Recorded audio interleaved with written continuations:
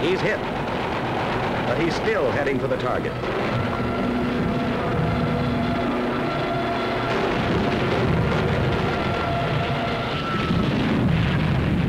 Missed.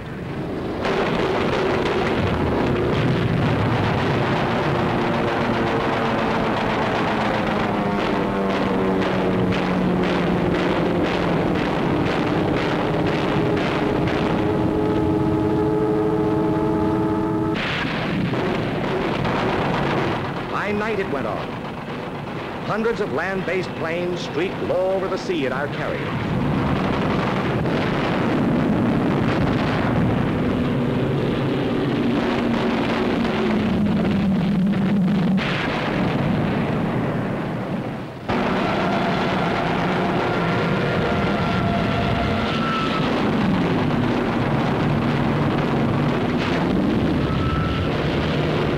Dove out of the dawn, raced through dull overcast to throw themselves in screaming, smoking fury at Admiral Richmond Kelly Turner's ships off Okinawa.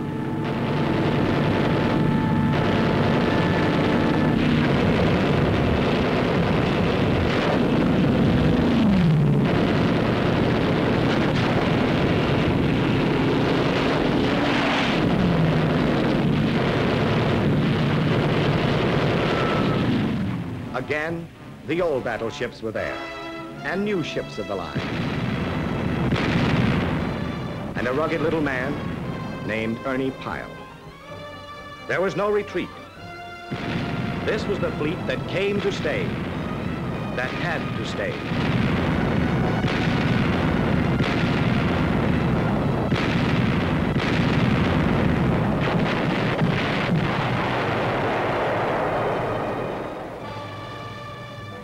Had to stay because the men that the Navy landed needed tons of steel from Navy guns. Even as we beat off fresh waves of Jap planes overhead, the big guns of the fleet smashed enemy strongholds miles away.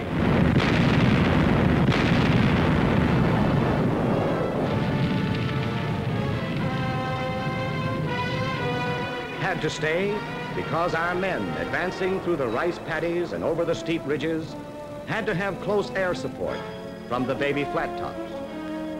In the air control room aboard the command ship, strike upon strike was ordered.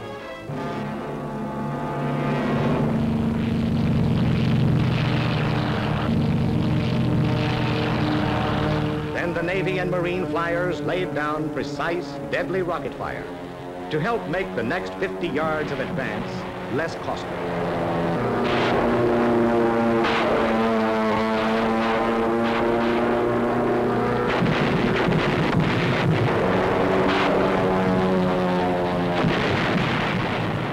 This was the fleet that had to stay because always the stream of supplies to those troops must be steady and huge.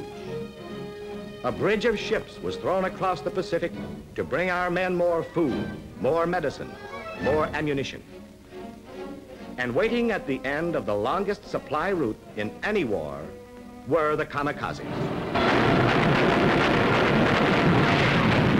It was weird. It was savage. This was a fleet fighting like infantry, punching away at the enemy. Only there are no foxholes in the ocean.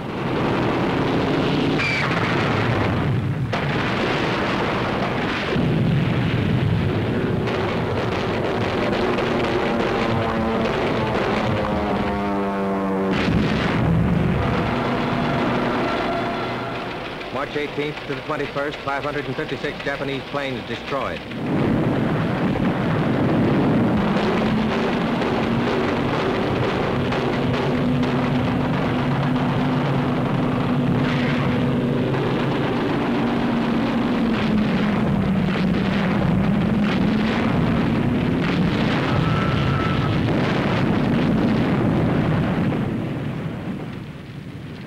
Men fought without sleep. Some fought with guns. Some with axes, torches. Some with fire-smothering foam.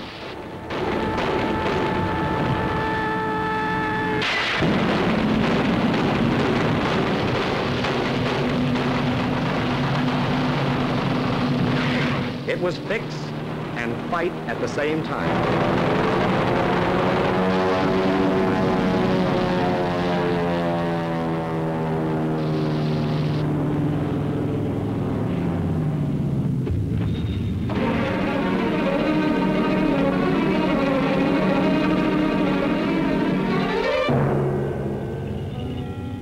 Many fell at their battle stations, and some were buried.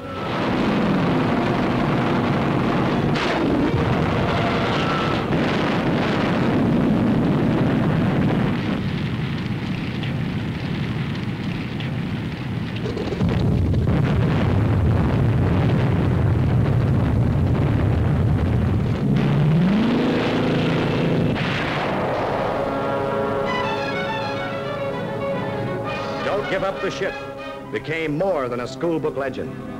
It became a fact of life.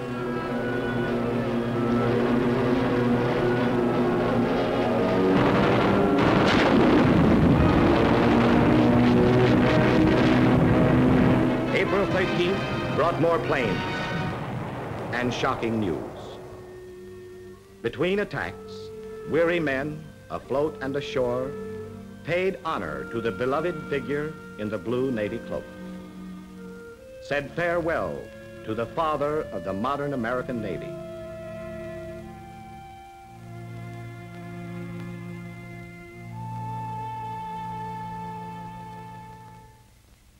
Then they turned and met the next assault. During 3 fabulous months, thousands of aircraft were hurled against our ships, but only 10% ever slipped through our air patrol. Yet the siege by air went on. The Japanese beast still spat zeros. April 6th, 277 enemy planes shot down. April 12th, 100 planes. May 3rd, 97.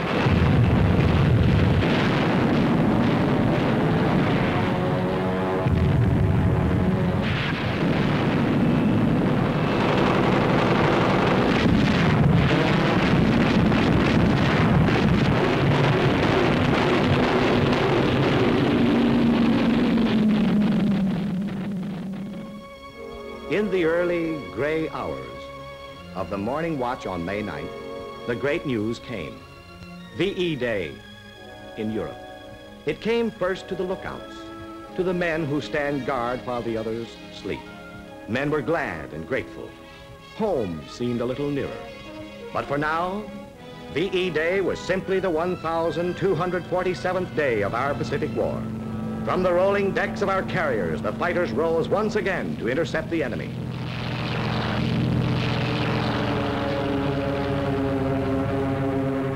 On the cruisers and destroyers and battleships, our heavy batteries once more leveled against the Jap-studded hills of Okinawa. The barking 20s and 40s sent streams of fiery lead into the world's last alien sky. May 12th, 164 Jap aircraft down. June 3rd, 45. June 6th, 67. June 8th, 30.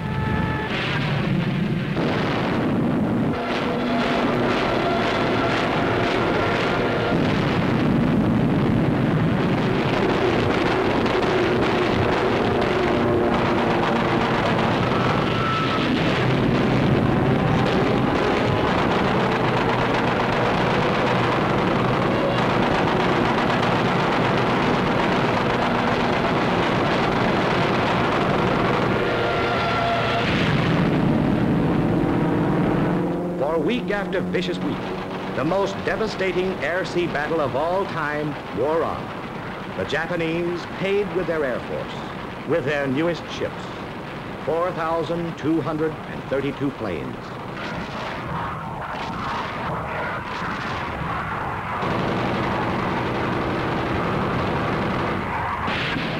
The fleet that came to stay paid a price too. But our men, our ships, our planes, took everything the land could throw at the sea and handed it back double. The question, could a fleet stand up against the massed fury of land-based planes, got an emphatic answer from the men who fight to live, from the fleet that came to stay.